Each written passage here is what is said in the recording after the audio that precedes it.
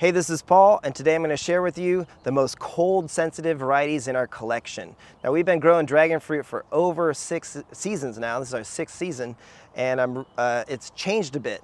But definitely, this one in my book is now the most cold-sensitive variety, and this is Kathie von Arum. I believe the Selenocereus DNA in it, which is Stenopterus, is a cold sensitive variety, and I think that translated into this plant. Now ironically, this has 2 other sisters. This is Kathie von Arum, and the other sisters are a bit more cold tolerant. Bruni in fact does quite well, but look at Kathie. So over the years it doesn't get stem rot, as you can see, Scott. It's not the base, it's not the potting soil, it's just the cold wind and maybe some of this spring sunny weather. But the combination, it tends to get rot just like this. It will yellow, lead to rot. And over the years, I have to say that every season, this happens to Kathie von Arum. Now, believe it or not, it made beautiful fruit. We did a review on it last season, so it's gonna bounce back despite being down to the core.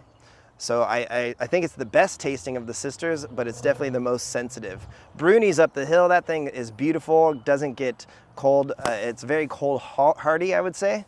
And here's another sister, Connie Meyer, and she's also pretty cold sensitive too. You could see that it had a little bit of damage.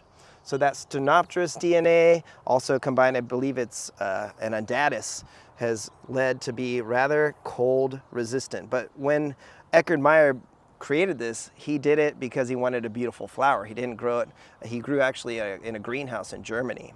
So I believe that these sisters, especially Kathie von Arum, are the most cold sensitive varieties. Another one that's really cold sensitive that I'm surprised about is some of the Ocamponus varieties. So especially this one, Gray Panama did it as well, but these shorter spined Ocamponus from Mexico tend to be more cold sensitive than I thought. I thought they would have been more cold tolerant, because El Grullo and some of the other Ocamponus are really cold tolerant and heat tolerant. But not in this case. Look at the damage here. This happened for 2 years now, and that's all related to cold weather. And in fact, it actually got stem rot down here. So we've only had a few plants get stem rot now that we changed our potting soil to a compost free, but these really thick Ocamponus have gotten stem rot, as you can see. Now, even the Ocamponus albino, the really beautiful yellow-skinned fruit that we did a review on, absolutely delicious. But look at how cold tolerant it is, cold sensitive it is. Look at this. So last year it rotted out here, and then I've lost the canopy this winter. I had to prune it back. So some of the Ocamponus are just really, really cold sensitive. Up next, some of the Costarricensis varieties. So over here I have San Ignacio, and Polyrhizis can be cold sensitive too. We'll show that one in a minute. But Costarricensis, like this San Ignacio, every season this happens. You can see they wake up later, but they're not as cold sensitive as people believe. They're gonna get damage here, they're gonna yellow, and these are just not very healthy. Look at this. And it's always this time of year, right when they're coming out of dormancy. Now, believe it or not, this floppy looking piece is going to bounce back and thicken up, but you can see generally these are the least healthy looking plants in the collection. So Costarricensis, this is going to be Caslau, Rosa, San Ignacio, and more. So be careful with these. Now, they do tend to bloom later as well, but this has happened several times. In fact, here's Danny's Pride of Fallbrook, which is one of those as well, and it's here. And it still is going to get some of that mottling, as you can see, a little bit of rust. And so my experience of growing these for years now, I've noticed that just generally this happens this time of year. Now, another cold sensitive variety, which I was shocked about, is the Black Dragon.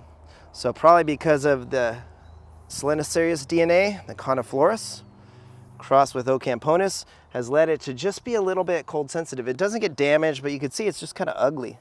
And it will yellow despite the fertilizer, and it just doesn't do as well. But then it's going to be an early producer. You can see it's starting to turn red as it's waking up. And generally, I was shocked. I thought that this one would have been much more cold tolerant, but now we've been growing it for what, 3-4 years now. And every season it just kind of looks kind of bad up until about another few weeks when it starts to grow and bounce back. Now let's go up the hill. I want to show you some more cold sensitive varieties.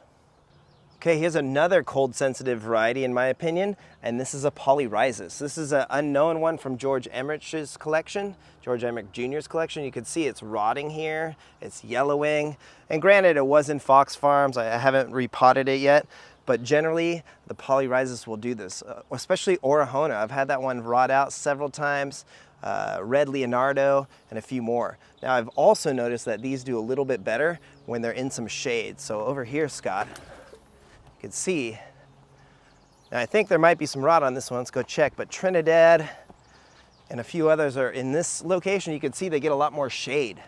So they're actually looking a lot better in this environment. But here's some rot, see? So Trinidad had a little bit of rot. There's Red Leonardo, and just these polyrhizis tend to really have some sensitivity to cold weather, especially this time of year when we're transitioning from winter to spring. Now let me show you one more that's really cold sensitive. Okay, here's another cold sensitive variety in my opinion, and this is an Ecuador Pelora.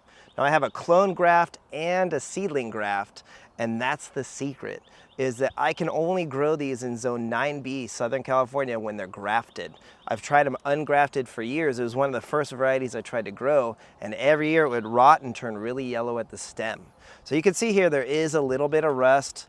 I mean, actually this plant's waking up, which is surprising. So it does look pretty healthy. Again, it does have some cactus rust, but this is why, look at this, is I grafted them.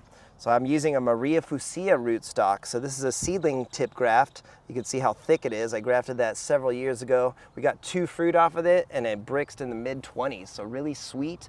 And what I liked about it is it was less earthy tasting than some of the store-bought fruit that you buy.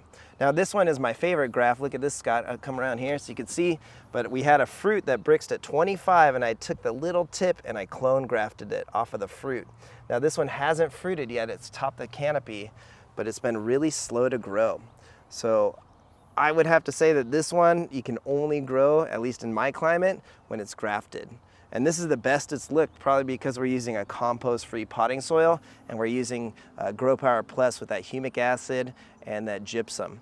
So there you go. There are some of the most cold-sensitive varieties in our collection, our ever-growing collection, and that's my experience as of now. Thanks for watching. Have a great day. Take care.